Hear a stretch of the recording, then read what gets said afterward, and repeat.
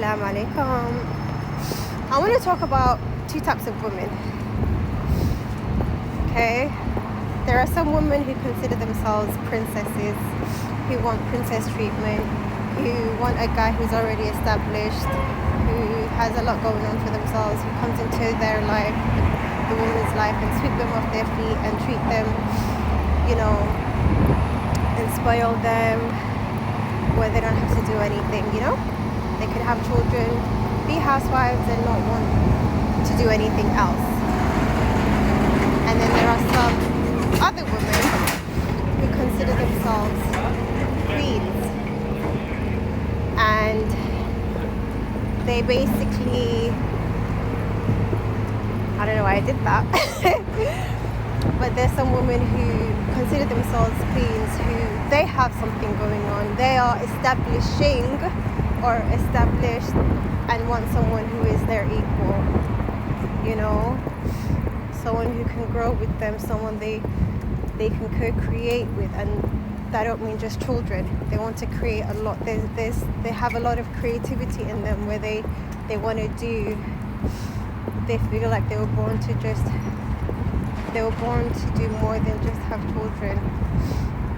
And I want to speak to those women right now and say, don't feel bad for falling in love with a man who's not established like that, who's able to treat you like, give you princess treatment because you're seeing it in other places, or you feel like other people will look down on your relationship because, oh, you know, look at the kind of guy she's marrying.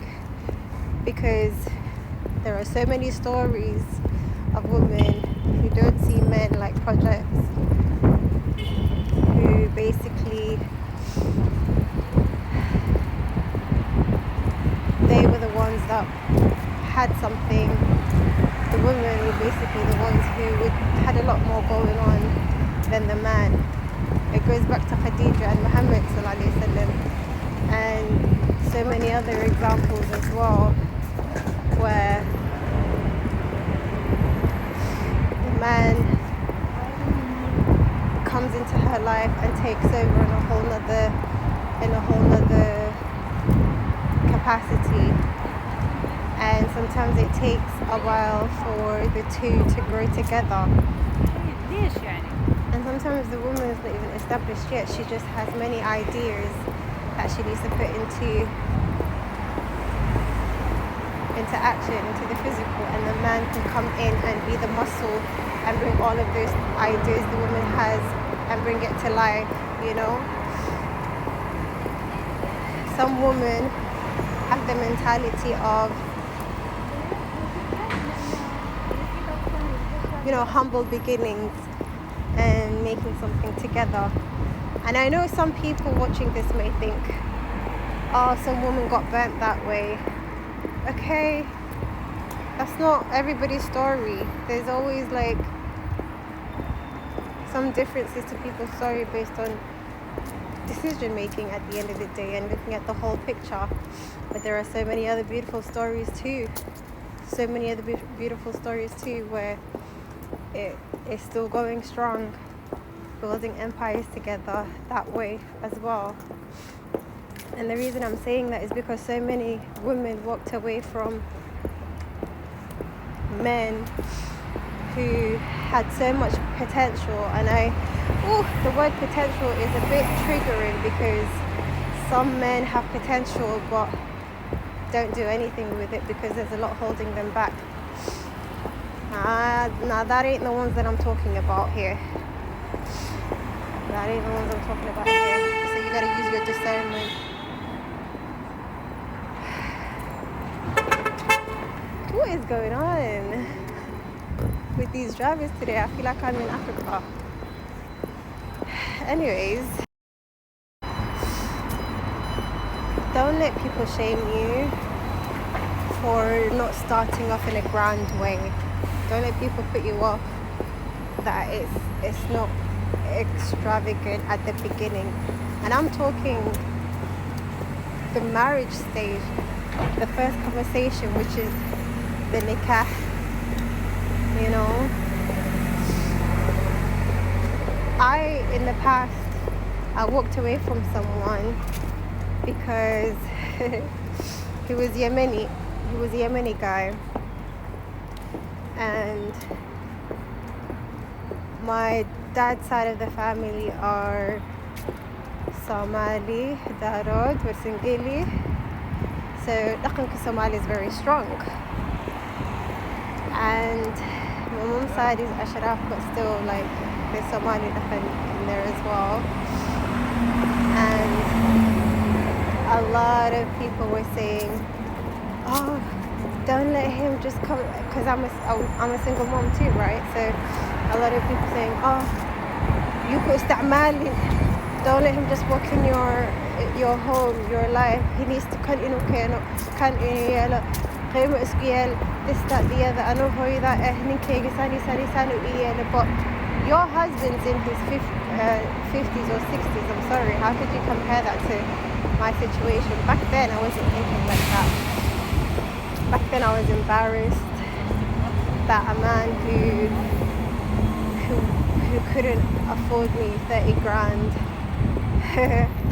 I saw one night, and I was actually demanding Sorio, nikah, meher, wedding, guri, honeymoon. I was requesting a lot because I didn't want shame or ebb. Like, you know, I've been divorced, a single mom for so long that I didn't just want to end up getting burnt, basically. And a lot of people were projecting fears onto me, and I was already worried about that anyways when it comes to dating, you know. When it comes to dating someone who has the right intentions, someone who wants to provide and protect, and not just, you know, for other reasons, if you know what I mean. And in this case it wasn't that at all, but I listened. So I feel like I'm speaking to the queens out here to recognize when something has true potential,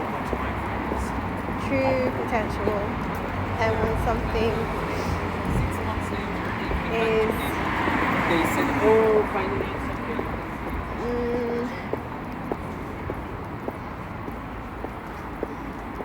I don't know, lies. And I don't care how long I am single, I ain't settling for something that is not, it's not even about the money for me. It's about the drive, it's about the vision, it's about the purpose. If that ain't there, the ambition, the drive, like for me, a guy's gonna have more drive than I do. Wallahi. A man will either build you up or build you down. And when a guy just has potential and nothing else going for him, sometimes he can be your biggest downfall and bring you right down to his level or worse. So you gotta be careful. But yeah, it's not just about princess treatment. Some women have bigger visions than princess treatment. So don't let anyone make you feel ashamed. Yeah. And also, life is not about material. If you're just thinking about material, then you are so lost in the source. Lost in the dunya, my sister. You gotta wake up. But if you just want to live lavish, then good for you. Do that. But what I'm saying is you can live lavish and with fulfillment and purpose too. Pick and choose. It's your choice at the end of the day, right? So yeah.